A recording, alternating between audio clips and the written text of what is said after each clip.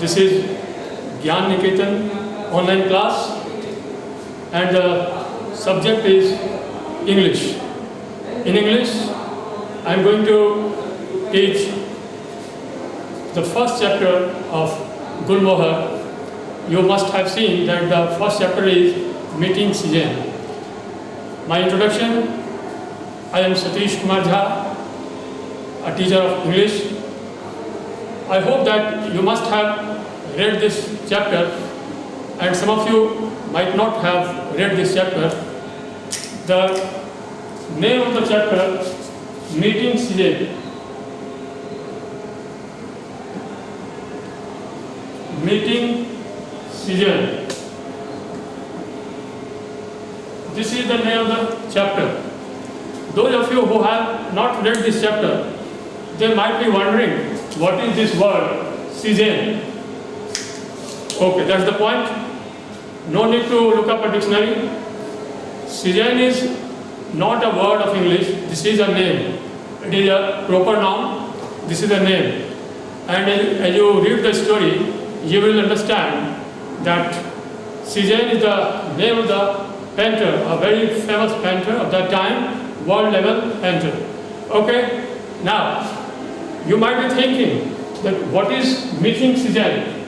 That is the point in the story that you will understand. Okay. Now let's come to the point. Students, for your convenience, first of all, I am going to tell you about the characters in the story. There are 4 characters in the story. First, this is the main character in the story, Yannick.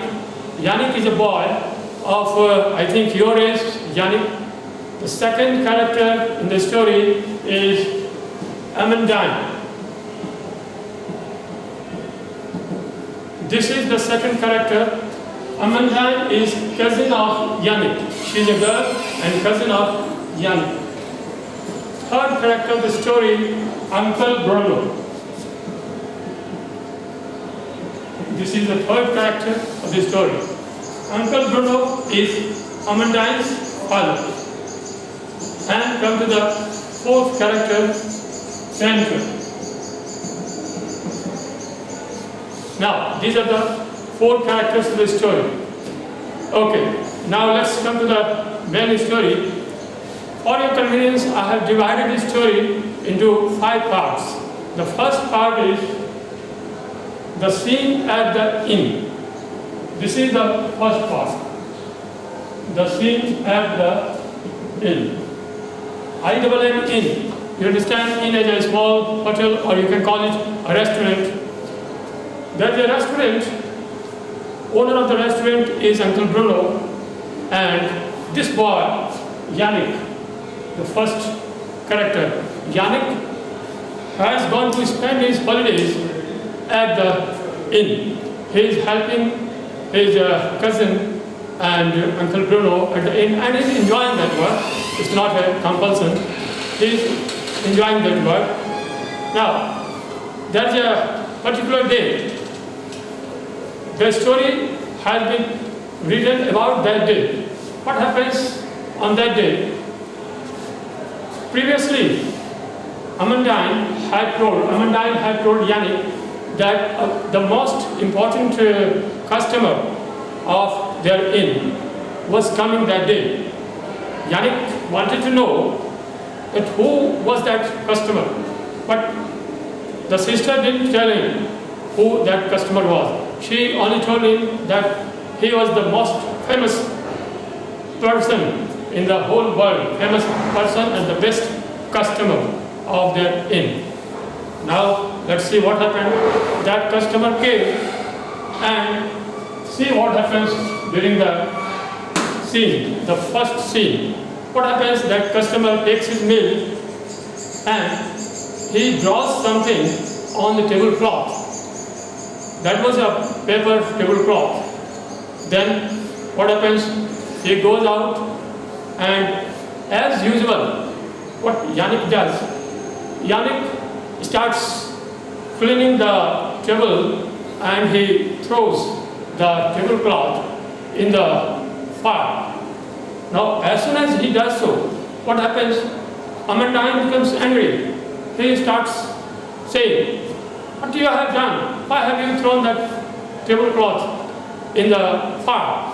Actually, every day he used to do that thing. That was a paper tablecloth. Had done as usual, but why was Amandine angry? He couldn't understand.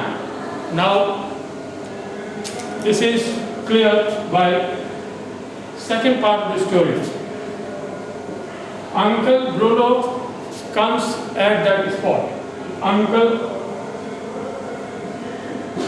Bruno comes. Then he starts asking his daughter, "Why are you angry? Why are you telling like this to Bruno, to this one, Yannick, who is the first character?" Then she tells him everything that had happened. Then Uncle Bruno takes Yannick's side and he says that no, you shouldn't have talked like that. Yannick didn't know about that customer. Actually, the fact was that the most important customer of that inn was the famous painter. That was the point that Yannick didn't know. Then what happens? Then that paper tablecloth was burned. And Amandine tries to take out from the fire that tablecloth, but that was burned. And then comes the third part of the story. Third part of the story is Amandine crying.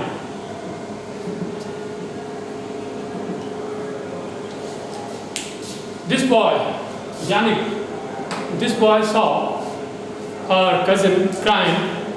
As soon as Yannick went out of his room, he saw Amandine crying. When he asked her the reason of crying, she said that Papa was angry with me, therefore I was crying. Now, this boy made up his mind that, okay, I will do something to make the things all right.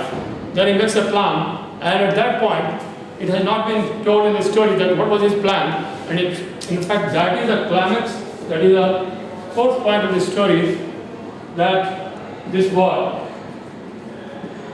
Yannick, makes a plan. Yannick makes a plan.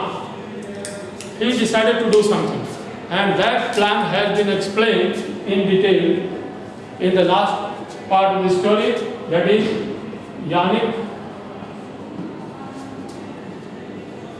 goes to the painter. In the morning, Yannick goes to the painter.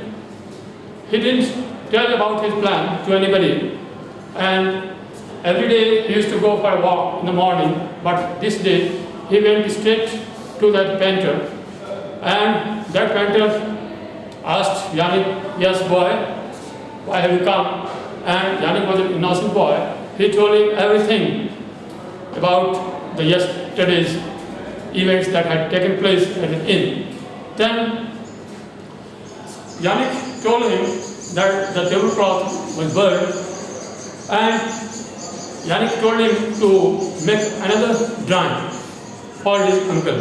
And that painter became ready to draw another painting. He drew another painting, a wonderful painting of 4 sailing boats. Yannick became happy. In fact, Yannick thought that the painter was Cézanne, because he had seen Cézanne's painting at his own house. But when he saw the signature in the painting, he saw the signature was Picasso. He asked the painter, "Aren't you Cézanne?" Then that painter said, "I wish I had been Cézanne." Now, see, here is the climax of the story. This point is the climax of the story. He explains Picasso. Picasso says that I wish I had been Cézanne. It means he was so humble that he said that he was not proud to be the most famous painter in the story. That was all about this story. Thank you very much.